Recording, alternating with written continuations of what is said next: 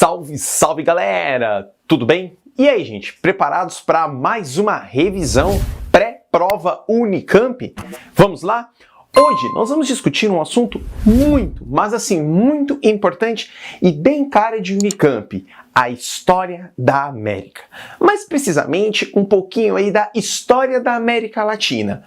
Pois é, para discutir a América Latina, nós vamos ter que criar aqui alguns contextos históricos, tanto do seu processo de ocupação, bem como do seu processo de desenvolvimento econômico. Para tanto, é importante analisar a quem a América Latina, durante todo o processo colonial, esteve submetida. E nós sabemos que a América Latina, como vocês podem observar, a América Latina esteve, sim, submetida às metrópoles Espanha e Portugal, que por meio do seu modelo de exploração, basicamente esvaziou todas as possibilidades, pelo menos durante o desenvolvimento colonial, de desenvolvimento econômico dessa região. Por exemplo, como vocês bem sabem, a América Latina ela era o quintal de Portugal e era o quintal da Espanha. É claro que esse papo de quintal vai continuar durante muito tempo só trocando o país. Com essa constante exploração, como nós podemos observar aqui ao lado, você acabou levando a América Latina para um espaço de ausência de estabilidade, tanto econômica quanto política, pois a América Latina acabou sendo submetida sempre a nações estrangeiras. Ora por Portugal e Espanha, depois pela Inglaterra. Vale destacar que a Inglaterra financiou principalmente o desenvolvimento econômico das metrópoles, tanto Espanha quanto Portugal, para se inserir na exploração econômica dessa região e, posteriormente, depois que se iniciam os processos de independência dos países latino-americanos, os Estados Unidos passam a ser aí o principal financiador dessas independências e, querendo ou não, uma espécie de nova metrópole. Então, o primeiro ponto para se compreender toda essa dinâmica da América Latina é entender que essa é uma região que sempre esteve submetida a vontades alheias ao seu próprio território. Ora por Espanha e Portugal, depois pela Inglaterra e depois, como continua sendo, pelos Estados Unidos. É claro que, infelizmente, a América Latina ela não se livrou deste karma, não se livrou deste tentáculo imperialista. Hoje continuamos sendo, infelizmente, submetidos às vontades da globalização, às vontades da China, às vontades da Europa Ocidental. Pois é. Bom, criado este contexto e esse cenário para nós entendermos a América Latina, vamos avançar um pouquinho na história e já vamos entender com os processos de independência dos países latino-americanos. E para entender isso, é muito importante analisar aqui, a influência dos Estados Unidos. Vocês vão perceber que os Estados Unidos na história da América Latina está muito envolvido, sobretudo em financiamento de governos militares, em estruturas autoritárias, estruturas imperiais. Então, quando você analisa os Estados Unidos sobre o contexto da América Latina, é muito importante você trazer os Estados Unidos como financiador de governos autoritários. E aí vai uma dica muito importante. Por que os Estados Unidos faziam isso? Afinal, os Estados Unidos, já da metade do século, digamos, 19 para cá, ele começa uma grande expansão territorial e, sobretudo, econômica. E, claro, a América Latina é um espaço pronto a ser explorado, como bem é um espaço pronto a oferecer recursos naturais e matéria-prima. Tudo isso vai começar basicamente com James Monroe. Sim, a doutrina Monroe em 1823. E o que a doutrina Monroe dizia? Simples. A doutrina Monroe é aquela doutrina que ela é marcada pela emblemática frase: a América é para os americanos. E grande mestre, quando eu falo a América é para os americanos, não é para os americanos de toda a América, não. É para os americanos e estadunidenses. E isso era uma informação clara para os países europeus que, caso algum país europeu tentasse, porventura, recolonizar a sua antiga colônia latino-americana, ele trataria a Europa do jeito que ela mereceria, por exemplo, com alguns avanços territoriais, militares, e era um recado muito claro: olha, Europa, a sua vez passou, agora é a minha vez de explorar. E isso começa o que nós chamamos de imperialismo estadunidense. Esse discurso da América para os americanos vai ganhar uma efetividade muito maior já em 1865, ali no processo final da Guerra de Secessão, no processo final da Guerra Civil Americana. Abre um parênteses, só para nós entendermos a Guerra Civil Americana. A Guerra Civil Americana, em poucas palavras, era uma disputa entre os Estados Unidos, as colônias do Norte, e os Estados Confederados, os Estados do Sul, pela estrutura política pelo qual os Estados Unidos, independente, pelo qual as 13 colônias, agora independentes, iriam tomar. Então as colônias do Norte queriam um país mais industrializado, contra o processo de escravidão, enquanto as colônias do Sul queriam manter aquela estrutura muito clássica da colonização, grandes latifúndios, trabalho escravizado. Enfim, quem acaba se dando bem nesse rolê, nessa corrida, são as colônias do Norte. E com as colônias do Norte, junto ao seu discurso industrial, ela necessita cada vez mais de matéria-prima, de recursos naturais. E aí onde eles irão buscar? Filho, na América Latina. Então repare o quanto a doutrina Monroe fortalece o discurso pós-guerra de secessão. Afinal, se eu quero desenvolver o meu país que acabara de se formar, eu preciso de conquistar matéria-prima, mercado consumidor e, convenhamos, a América Latina, olha, tá bombando. E não tem outra maneira a não ser interferir diretamente nos países. E se você é uma nação estrangeira ao país, como você interfere? Financiando o Estado, financiando o governo. Beleza? Isso é tão certo que os Estados Unidos ele investe de maneira muito forte, principalmente nos países da América Central. Por exemplo, com altos investimentos no setor açucareiro. A gente pode dar destaque nesses primeiros investimentos, nesses primeiros tentáculos estadunidenses sobre a região da América Central. A gente pode pegar Cuba, Estados Unidos, sim, investindo bastante em Cuba, colocando Cuba como terreno que deve servir aos Estados Unidos, bem como também investindo em Porto Rico e outras regiões. Aliás, os investimentos dos Estados Unidos, eles não vão parar só no setor açucareiro. Eles começam no setor açucareiro, mas depois se expande para várias regiões, principalmente em muitos países do Cone Sul. E aí o Brasil também entra nessa cena. Esses investimentos no setor açucareiro, e claro, o retorno estava sendo muito efetivo, vai fazer com que os Estados Unidos fiquem atrás apenas da Inglaterra em investimentos na América Latina. Lembrando que a Inglaterra, ela consegue ter uma grande garra sobre a América Latina, pois ela participa desses processos de transição ali entre as metrópoles, no caso Portugal e Espanha lá atrás, de desenvolvimento econômico, de industrialização, de um pequeno início de urbanização. Mas vejam só, os Estados Unidos, um país do próprio continente, sendo o segundo maior investidor. É claro que isso já ameaçava, é claro que isso deixava muito claro quem começara a mandar na América Latina. Não obstante a isso, em 1904, Theodore Roosevelt, seguindo o mesmo colorário da doutrina Monroe, ou seja, aumentando mais ainda as garras da América para os americanos, traz uma discussão muito clara, que é a discussão do Big Stick. Em tradução muito simples, é grande porrete. Não preciso nem dizer que quando você analisa essa discussão de grande porrete, a ideia já começa a ficar muito claro. Peraí, quando a gente analisa então aqui Theodore Roosevelt em 1904 colocando o Big Stick, qual a informação que ele está deixando? A construção é mais ou menos assim. Geopoliticamente falando, é outra informação principalmente para a Europa. Pois aqui, amores, nós já estamos falando de século XX, já não é aquele período lá atrás.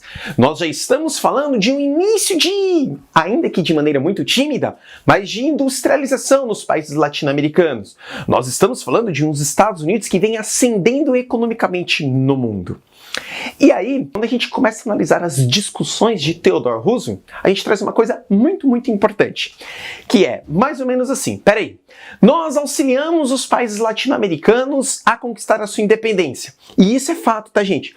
Os Estados Unidos, ele reconheceu de maneira muito rápida a independência dos países latino-americanos. É claro que era uma afronta aos países europeus.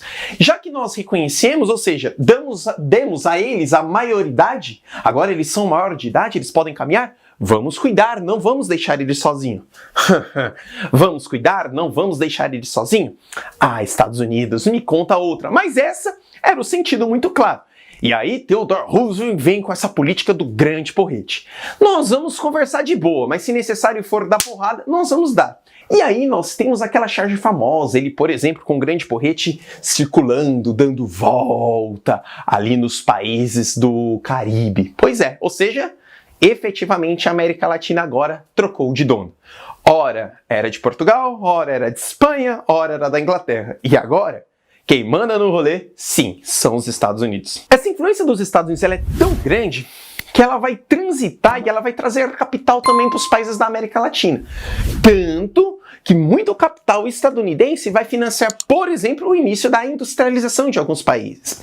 Mas antes de chegar nessa industrialização e de fato virar uma próxima página da nossa aula, vamos discutir aqui 1933. Como vocês bem sabem, os Estados Unidos, desde 1929, ele vai passar a década de 30 num processo de recuperação herdado da crise de 1929, que, meu Deus, quase que coloca os Estados Unidos no próprio processo de falência.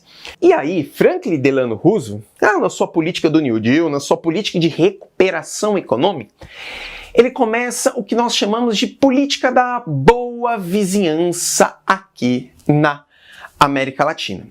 Essa política da boa vizinhança está muito relacionado a, por exemplo, pequenos investimentos, pequenos capitais colocados, inseridos em países latino-americanos.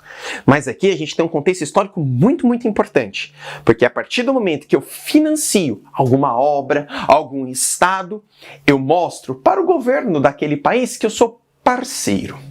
Em outras palavras, eu acabo prendendo, tipo uma espécie de pacto de sangue, um país da América Latina a mim.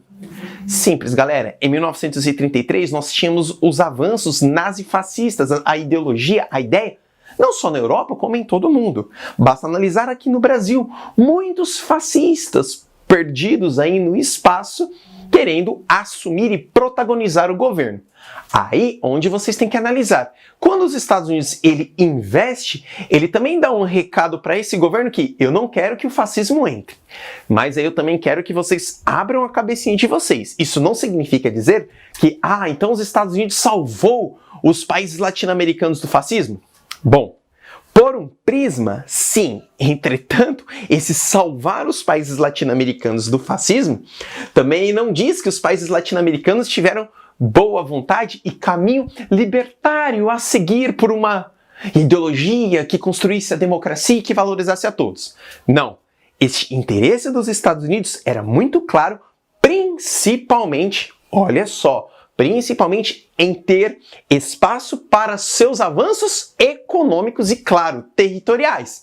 Principalmente avanço para suas discussões imperialistas. E aí é muito legal, porque olha como as coisas elas acabam se amarrando.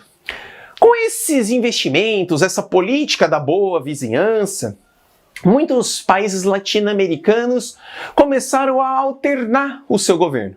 Pois muitos países latino-americanos, no início do século XX, tinham consigo uma estrutura de manutenção política que beneficiava basicamente um grupo político, que eram as oligarquias rurais. Nós, aqui do Brasil, conhecemos bem a história da República Velha. E com esses financiamentos, sobretudo de capital estadunidense, você começa a ter a ascensão de governos que vão basicamente inverter um pouco a ordem, deixar um pouco de lado a estrutura oligárquica rural para trazer aí um contexto de industrialização.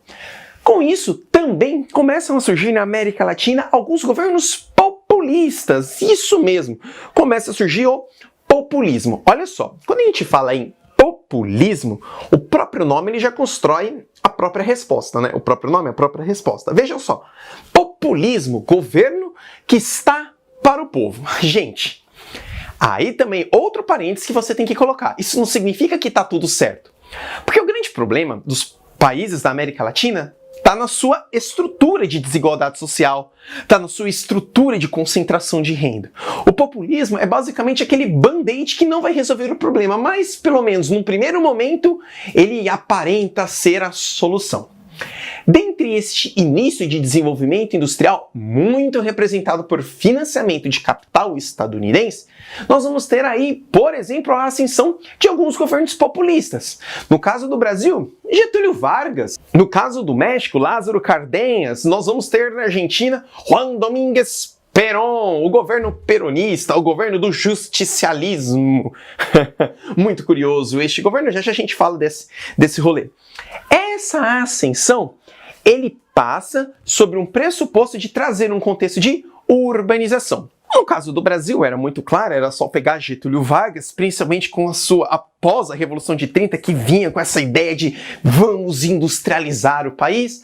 A gente pega Perón na Argentina bombando principalmente a exportação de carne, que criava condições de financiamento para os seus projetos populistas.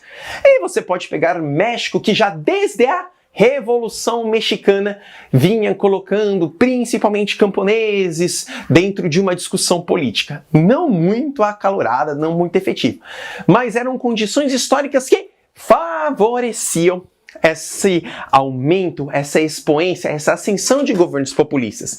Reparem, vejam como tudo está muito relacionado. América Latina sobre o contexto de uma metrópole, depois a América Latina sobre o contexto dos Estados Unidos, que vai financiar governos populistas e, querendo ou não, governos populistas, se tem uma coisa que eles são bons é acalmar o povo. E no contexto de avanços econômicos isso é perfeito. Então este é o nosso primeiro cenário. É claro, gente, que para você criar uma estrutura de manutenção econômica sobre um território, você precisa que aquele território tenha certa estabilidade. Esse é o grande problema. Como alcançar essa estabilidade? Alcançar essa estabilidade por meio da distribuição de riquezas? Alcançar essa estabilidade por meio de uma distribuição da democracia? Alcançar essa estabilidade por meio da ascensão e da levada de uma educação de qualidade para todos, onde todos e todas podem ter conhecimento? Ou alcançar essa estabilidade pelo medo? Alcançar essa estabilidade dando porrada? Alcançar essa estabilidade pela ditadura? Bom, nós temos várias opções, mas eu não preciso nem de falar aqui qual foi a principal opção escolhida, tanto pelos governos latino-americanos quanto pelo financiamento dos Estados Unidos. Sim, colocar, como nós já podemos observar aqui, a ditadura. E aí nós tivemos várias ditaduras na América Latina. Nesse contexto aqui, eu vou falar de algumas ditaduras que nós tivemos no Cone Sul, aqui nos países da América do Sul, beleza? Eu vou excetuar o Brasil, porque dentro do contexto histórico, nós teríamos que ter uma aula só aqui de Brasil, mas coloquem nas discussões o Brasil dentro desse pacote também.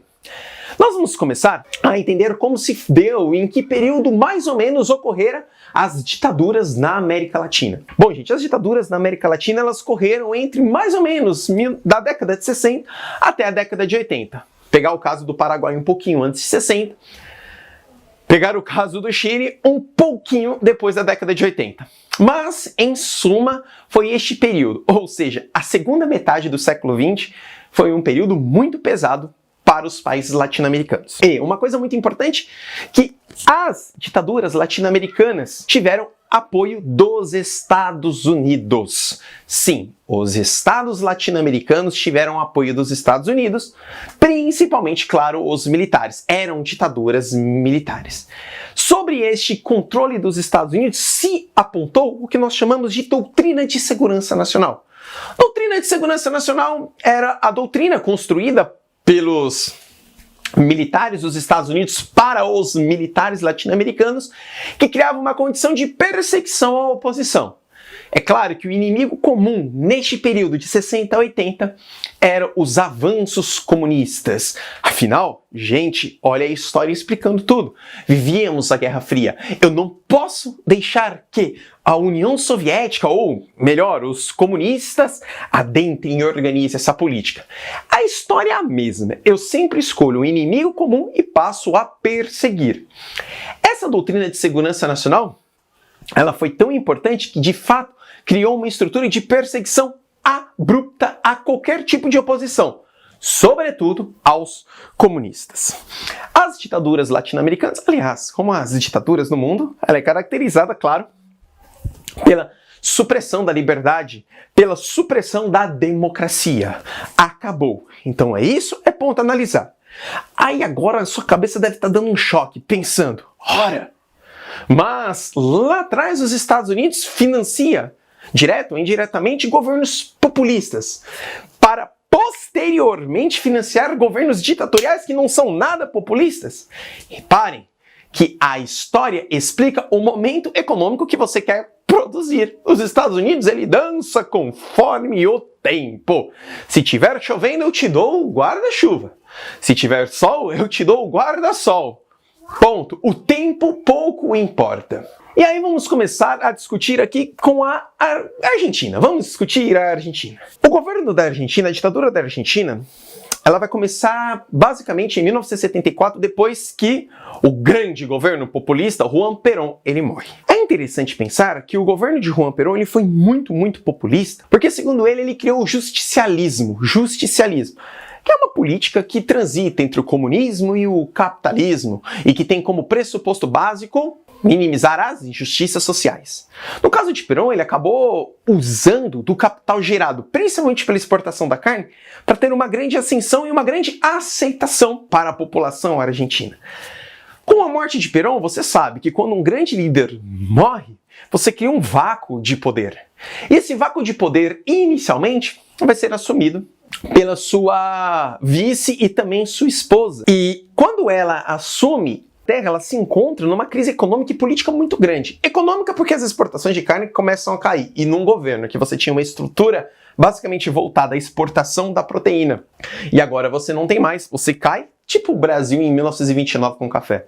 E uma crise política porque o líder que criava, que trazia as massas, havia morrido. Muito bem, pensando nisso, ela então vai para um discurso mais conservador. É claro que isso não acalma, não traz a estabilidade, que é sempre aquela discussão, a América Latina nunca tem estabilidade. E aí, em 1976, 2 anos depois, Jorge Rafael Videla, com aquele papo de resolver a situação, com aquele papo de acalmar, de trazer estabilidade, assume o rolê, dissolve o Congresso e começa, nesse período, uma ditadura.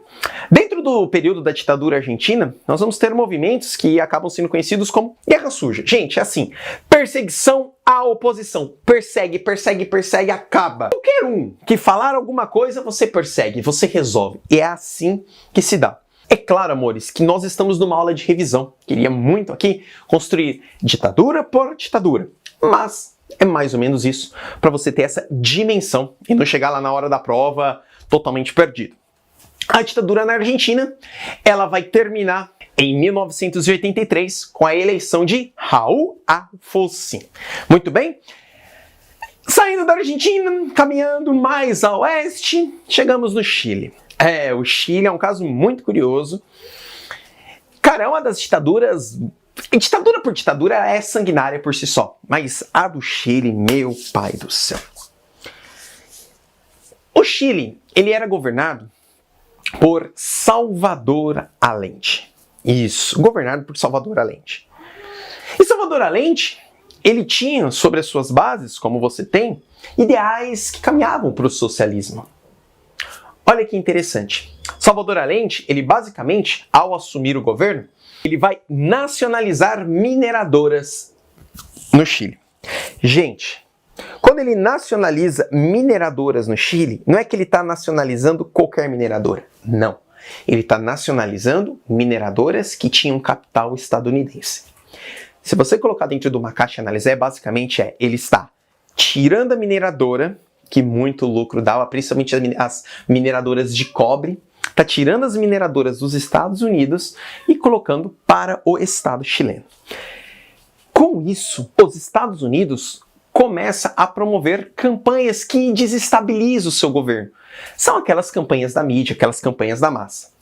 Até que em 1973, os militares cercam o Palácio de La Moneda, a sede do governo, para tirar Salvador Allende. Salvador Allende ele não vai se entregar, não.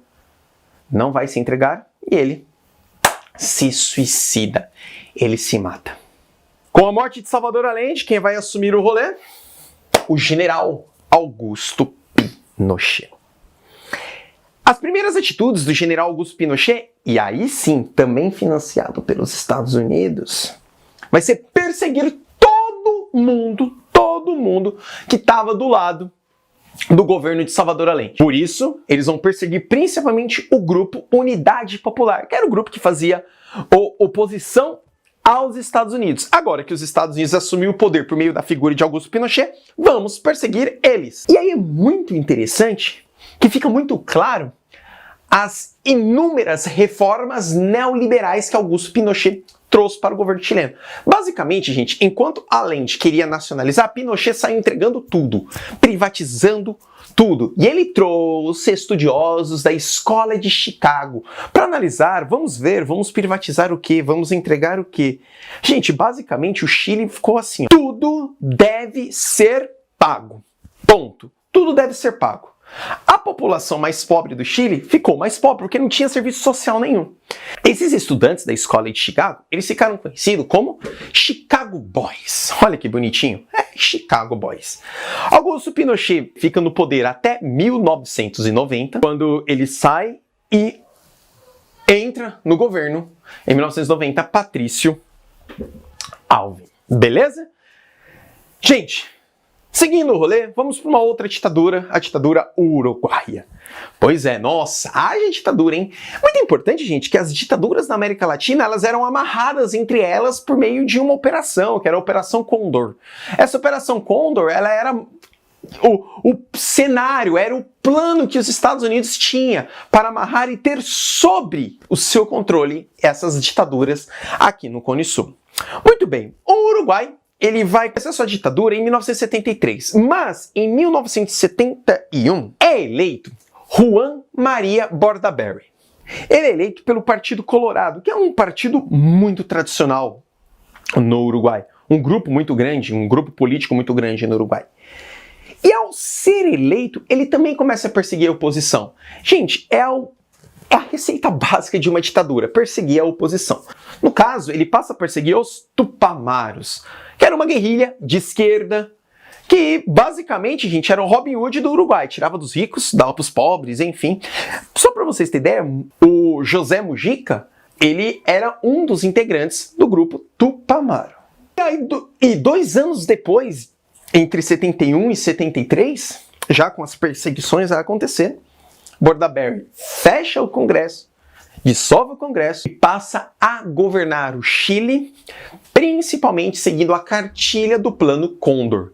Lembrando que o Plano Cóndor era um plano arquitetado pelas ditaduras militares no Cone Sul para criar uma teia e uma parceria entre eles. A ditadura no Chile vai durar até 1984, quando Júlio Sanguinetti ele assume o rolê e dá fim à ditadura no Uruguai. Agora, vocês achando que parou aí? Não. Nós vamos para o Paraguai. Vamos para o Paraguai, a ditadura paraguaia, que fica conhecida como El Estronato. A ditadura no Paraguai ela é caracterizada por você ter, no Cone Sul, o maior período de um ditador no poder. Alfredo Stroncer vai ficar no período de 1954 até 1989. Ou seja, quase 35 anos. Da mesma maneira que Bordaberry seguia a cartilha do Plano Cóndor, Stroncer também. E ele consegue se manter durante muito tempo no poder porque ele não tem oposição alguma. Ele governa sozinho. Aí você deve falar, mas as ditaduras tinham oposição? Gente, Aí depende do inimigo, mas vamos pegar o caso do Brasil. Você tinha a Arena, que era o Partido dos Militares, e você tinha o MDB, que era o partido de oposição. No caso de Stronser, você só tinha ele. E de eleição a eleição, de fraude a fraude, ele se perpetuava no poder, perseguindo todos e todas, sim, seguindo a cartilha do Plano Condor. Em 1989, ele vai sofrer um golpe de um outro general, Andrés Rodrigues. E o Paraguai, nesses conflitos, nesses problemas de atraso, vai conseguir, só em 1993, eleger um civil, Juan Carlos Melchin. E aí é um dos motivos que acaba também explicando os problemas sociais e econômicos que o Paraguai vive hoje. Além de viver este período centralizado na figura de um único ditador, ele ainda arca com as consequências herdadas de século XIX, com a Guerra do Paraguai. Beleza? Importante também que dentre esse Plano Condor nós tivemos a ditadura na Bolívia, tivemos a ditadura no Brasil, enfim. Muito obrigado, galera. É claro, gente, que é necessário uma aula para cada ditadura. Sim, para ter uma análise bem pontual. Mas num contexto de revisão pré-prova, isso acaba lhe dando um conforto. Muito importante, realize os mapas conceituais e perceba o quanto os Estados Unidos basicamente interferiu diretamente nos contextos latino-americanos. Muito obrigado, galera. Valeu demais. E claro, juntos, sempre seremos mais fortes. Valeu, pessoal.